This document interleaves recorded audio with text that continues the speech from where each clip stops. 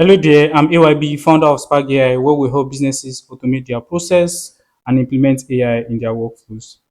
Today we're looking at automation stack.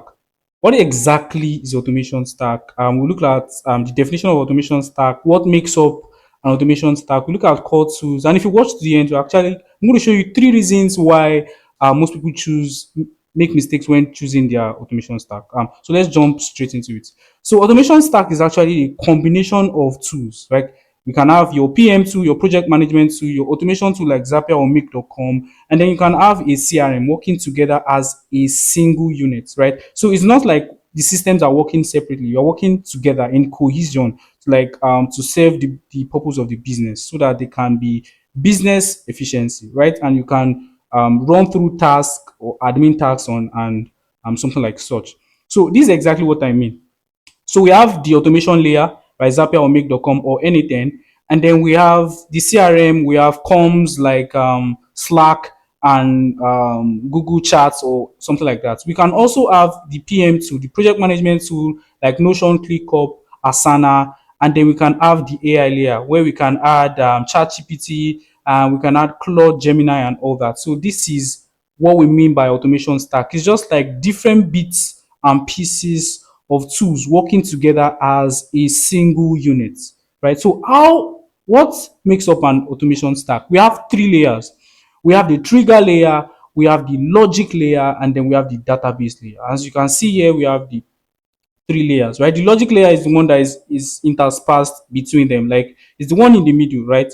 And this is exactly how it looks like, where the logic layer is the one binding the all of the layers together, right? Now, when we are running a particular workflow, we usually start with a trigger, right? And it might be a trigger, it might be that whenever something happens in the CRM, that's actually the trigger layer.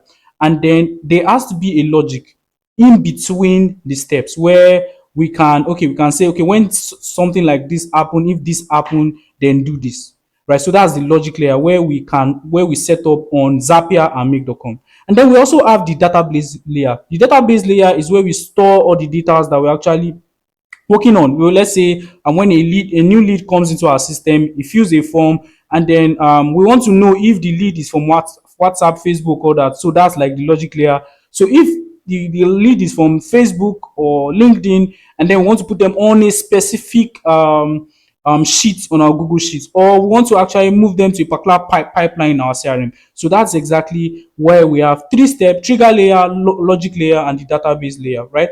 And what also we are also the trigger layer is also the input, right? So that's exactly how data enters our system. Enters when I'm talking about our system, I'm talking about the entire system functioning like a single unit.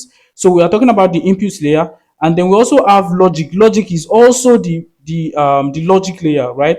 And then we have the output where we can actually record the same thing. It's just like the previous step. So this is the input.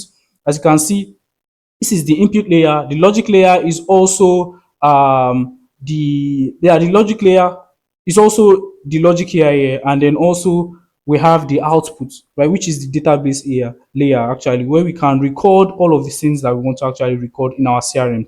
Like let's say the name of the lead, let's say their role in their company and all that, right? Now let's look at some core tools in a typical stack. Then we have the most important one, that is our automation engine that powers everything that we are looking at. We're talking about Zapier, Make.com. I'm using this as a reference because these are the tools that I normally use very well. So we also have anything and some other tools like that. So using Zapier and Make.com to as a glue to connect all of these particular things. As you can see, it connects and automates tasks, right? We also have database tools like Airtable, Notion, Google Sheet, and all that. We have the communication layer where we have Slack, Gmail, WhatsApp, Telegram, and all that, where you can just send messages and receive messages, send notification and drop updates about what is happening in the business. We also have the AI layer where we have Gemini, OpenAI API, we have Claude, Anthropic, and so on, and so many like of them like that. We have the CRM, where this is like the main house of all of your leads, right? And all of the deals that you are actually attending to. We normally use Pipedrive. You can also use HubSpot, Zoho, and some other. We can even use There are some tools that can be customized into a CRM like Notion. You can customize Notion into a CRM, and it just depends on how you actually want to use it. Now, what is the step by step process in choosing your stack? Right? Because some people ask me, AYB, what is the best stack for us to use, right? Automation stack, and it depends on your business, right? The complexity of your business, the size of your business, the number of your teams, right? So this actually determines how your stack is going to be.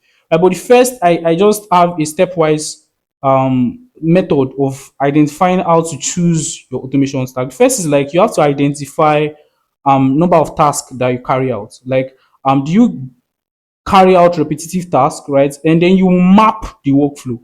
Right? Mapping is just like putting it's just like you visually representing this particular workflow, diagrammatically representing this workflow. Okay, from the CRM to the PM, from the PM to the comms and all that and all that. So and then you now have to look for tools that actually integrate well.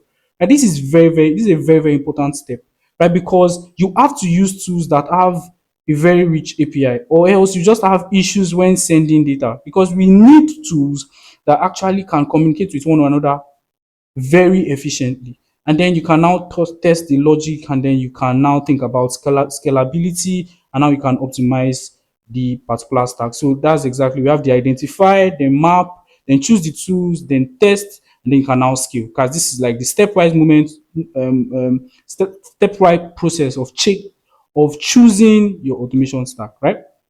Now, another thing that is important is that right now we are in the AI boom, right? And AI and automation is very important. Like the combination of AI and automation is very important. So I see a reason why you should add AI in that stack, not just an automation stack. You can AI can help you improve decision making, sentiment analysis, dynamic responses, contextualized personalization. And what I mean by that, let's look at an example. Now, with AI, we can actually decide, okay, I want you to output yes when you see so, so, so, and so, right? I want you to output no when this equals this, right? And that's like the logic, right? We can also use AI for personalization, in the sense that we are saying we can put all the details of the leads, and then we can tell prompt the model to give us a short email, so we can personalize. We can also add some details about their role in their company. We can add details about their hobbies and some other things, right? So with that, we can give a much more personalized experience with our customers, and this is going to definitely overall improve the relationship we have with our customers, right? We also have something like dynamic, right?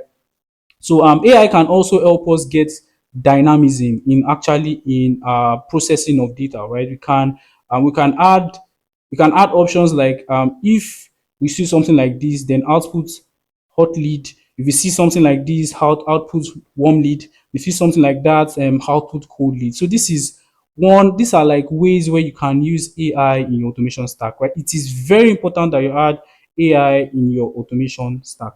Right, so this is the most important part of the slide that I said I was going to say before the end of the particular stuff. I said some people actually make mistake when choosing their stack, and that's because they choose too many tools, right? They want to use anything, make.com, Zapier, and all those and they don't really have a single tool that is managing every of these core processes.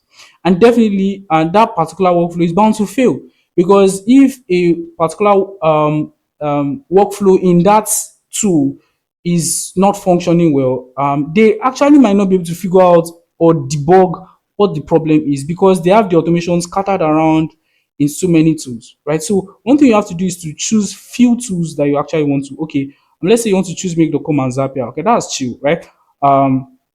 These are like, okay, you want to use this for marketing, you want to use this tool as your CRM. I don't advise you having multiple CRMs, right? I don't advise you having multiple project management tools. So just choose few tools and then work with them, right? And so that you can scale. Another thing is that You don't choose your tools before you map the process. You map this process and find tools that actually fit into your processes, right? Some people actually choose tools and then they now start mapping processes. It doesn't work that way. You have to choose the tools, right? You have to like map your processes and then choose tools that actually fit the business process that you are actually talking about. Another thing is that I mentioned this earlier.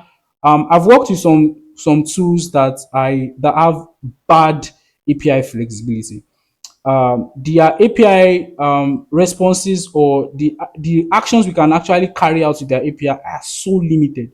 So therefore, we are like handcuffed. Like we can literally do there's so little we can do with their API, right? You make sure you don't choose those tools, choose that are not popular, right? You make sure you choose tools that are popular, that are widespread, that have rich API. Like when you talk about payments platform now, Stripe has a very rich API. So if you want to like cancel subscription, do all kind of stuff, so you know that when you're using automation and you're using Stripe, right, you're going to enjoy. It's going to be a very seamless experience, right? Another thing is that if you don't have a system that stores, or you don't have a place where you centralize all your data, you don't have a source of truth, this is going to be a problem, right? And that's include that I said that earlier, not having about 3 or 4 CRMs working together, this is bound to fail, right? Find a single source of truth. It might be Pipedrive, it might be HubSpot, it might be Zoho, it might be or any kind of CRM tool. Just make sure you have a place where all of your data, your customer data, and your leads are centralized. So this is one of these are ways you can have a very good automation stack. So, and conclusively, when you are building your automation, you make sure you have the right tools, right? And make sure these tools actually align with your workflow. And it's always good you start small, right? And then you slowly expand, right? And that's exactly what we do as Spark AI. If you like this video, just like, share, subscribe, and do all the fun stuff. See you guys in the next video. Bye.